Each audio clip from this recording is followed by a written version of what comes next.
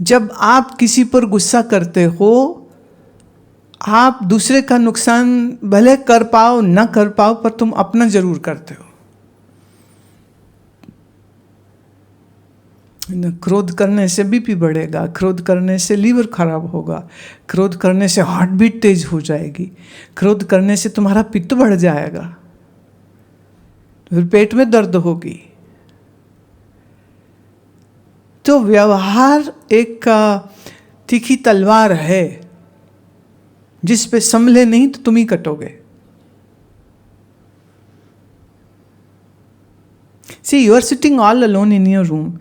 Shivoham, Shivoham, you are singing fine. But the thing is, when you are with somebody and the other person is insulting you or quarreling with you or fighting with you, and at that time you can hum inside Shivoham, Shivoham, that's the best part. That I would say the practical Vedant, you are living your Vedant. You are not just hearing it, you are living it. अकेले बैठे तो हम साक्षी हैं, हम तो साक्षी हैं, हम तो साक्षी हैं, और व्यवहार में सामने से कुछ बुरा हो गया, साक्षी गया बाढ़ में, जूता चप्पल उठा के तुम पीटने पिटाने चल जाए और गाली निकालने लग जाए, तो काहे के साक्षी रहे तुम? पुराने समय में सद्गुरु लोग कई बार जानबूझ के अपने चेले का बड़ा भयंकर अपमान कर देते थे, देखने के लिए कि ये क्या करेगा। और कभी कभी खुद ना करेंगे, अपने किसी चेले से कहेंगे, जा जरा एक इंजेक्शन लगा के आई इसको। अब क्या है, गुरु कुछ बोलेगा तो हो सकता है तुम बर्दाश्त कर जाओ, लेकिन तुम्हारा कोई हमजोली, तुम्हारा कोई साथी आके तुम्हारे से बदतमीजी कर जाए और कुछ बोल दे या क्या कर दे, और उस समय तुम क्या करोगे? तब तो लिहाज नहीं करोगे, आ जाओगे अपनी औकात पे। बात समझ रहे हो? मुझे याद आ रही है एक बात। एक बार आई थिंक सो 96 या 95 का कुंभ था, हम लोग प्रयागराज में थे। वहाँ हमने अपना छावनी बनाई थी। छावनी मतलब पुट अप टेंट्स। तो वो टेंट्स थे और शाम के समय में वहाँ सत्संग करती थी। कानपुर से एक लड़का था साथ में, सेवा में आया हुआ था। मैंने साल 2 साल से वो साथ ही चल रहा था। बहुत भाग दौड़ करने वाला लड़का, उसका नाम गोपाल। तो हम ऐसे बाहर बैठे हुए थे, धूप सेक रहे थे, तो गोपाल कहीं से आया। तो प्लानिंग थी, तो हरि मिलन इतनी जोर से उस पर चिल्लाया, एकदम इतनी जोर से चिल्लाया, तो जैसे ऐसे दुबकता ना, एकदम जमीन में ही बैठ गया और इतनी जोर से ना वो रोने लग गया। जब वो रोने लग गया तो हरि बड़ी जोर से हंस पड़ा। अब उसे ये समझ नहीं लगे, मैंने गुस्सा आ रहा है, लाल हो गया वो, लेकिन अब सामने मैं भी हूं और हरि का भी वो सम्मान करता है। तो गुस्सा तो वो गया पी, पर उसे समझ नहीं लगी ये हुआ क्या मेरे साथ। तो एक प्रैक्टिकल जोक हो गया था उस पर। तो फिर बाद में उसको पानी पिला, उसको पीठ थपथपा, फिर उसको शांत करना पड़ा। तो फिर उसे थोड़ी देर में समझ लगी कि भाई ये तो मेरे साथ थोड़ा एक जोक हो गया, प्रैक्टिकल जोक हो गया। तो वो बाद में जब थोड़ा नॉर्मल हो गया ना, तो फिर कहते भैया कोई और होता।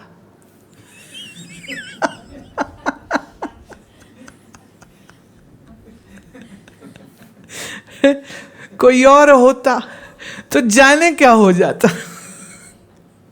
मैंने उसे इतने जोर से गुस्सा आ रहा था कि कैसे उसने अपने आप को रोका और थामा हुआ था कि भाई मेरे आदरणीय हैं, मेरे से बड़े हैं, तो कह तो नहीं सका कुछ, पर कितना उसको क्रोध आया ये हम सब ने देखा।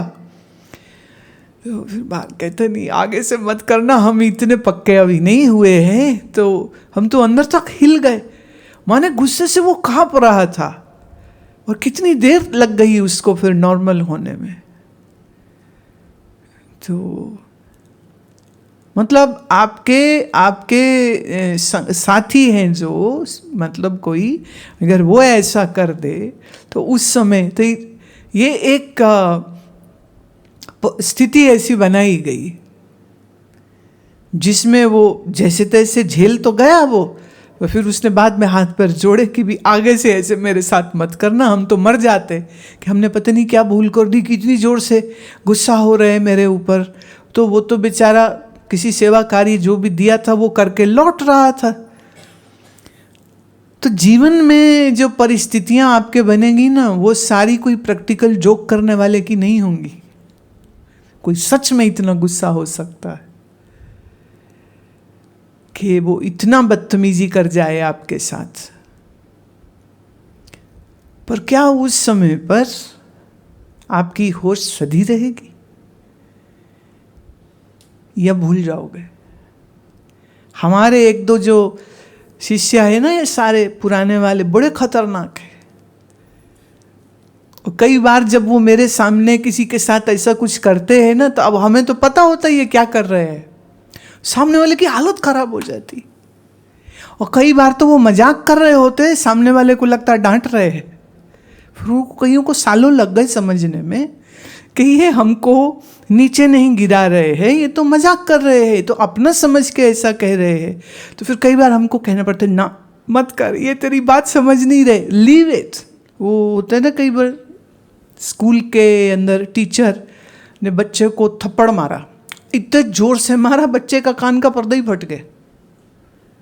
बच्चे ने गलती की थी, कुछ भी किया था, टीचर ने अपना मारा उसको, पर ये कैसा तरीका। तो टीचर पे पर्चा हो गया, उसको सस्पेंड कर दिया, उसको जेल में जाना पड़ गया, क्योंकि बच्चे का कान का पर्दा ही फाड़ दिया उन्होंने। पीछे आया था ऐसे ही, किसी स्कूल के टीचर ने बच्चे की बाँह तोड़ दी। हे भगवान, कैसे मारा होगा उसको कि उसकी हड्डी तोड़ दी उनने। तो ये वो टीचर है जिसे ये अकल नहीं कि कितना गुस्सा, कितनी वॉल्यूम में, कितनी मात्रा में उसको रखना है। संत जन, ज्ञानी जन, गुरु जन, अब तुम कहो इनको गुस्सा नहीं आना चाहिए, ऐसा तो होने वाला है नहीं। मुझे दूसरों का पता नहीं, मैं तो मेरी बात करूंगी। जब कुछ गड़बड़ होगी तो पड़ेगी, नॉट फिजिकली पड़ेगी ऐसा नहीं कि फिजिकली पड़ेगी, पर पड़ेगी। ऐसे कैसे किया? जिम्मेदारी का एहसास जो है वो देने के लिए बंदा बेहोश है, चेला बेहोश है, उसको सुधारने के लिए जरूरत पड़ेगी, बिल्कुल गुस्सा करेंगे। लोगों को कई बार ये बात हजम नहीं होती, उन्हें लगता नहीं बुद्ध की तरह, एकदम बुद्ध की तरह होना चाहिए।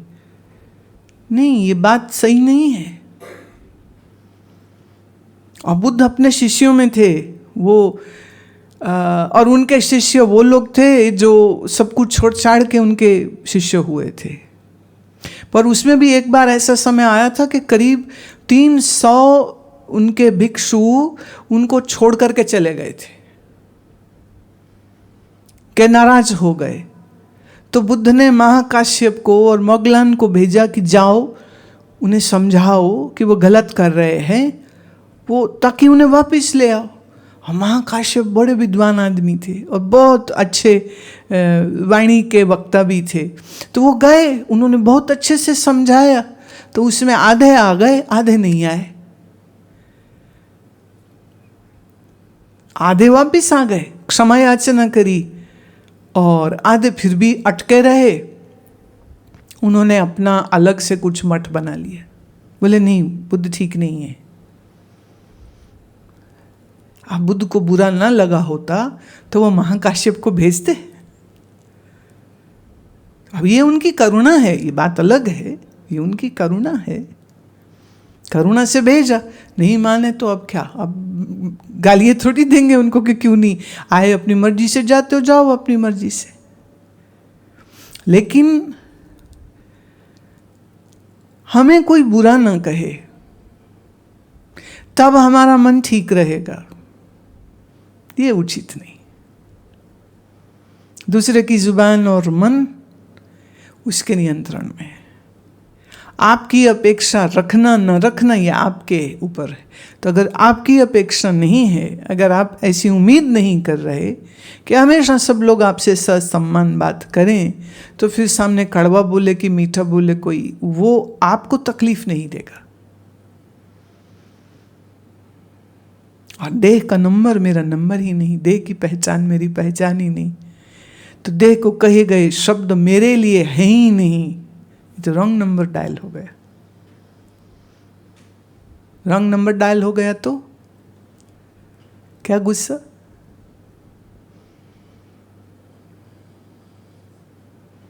पर यह अहंकार बड़ा अद्भुत है, बड़ा अद्भुत।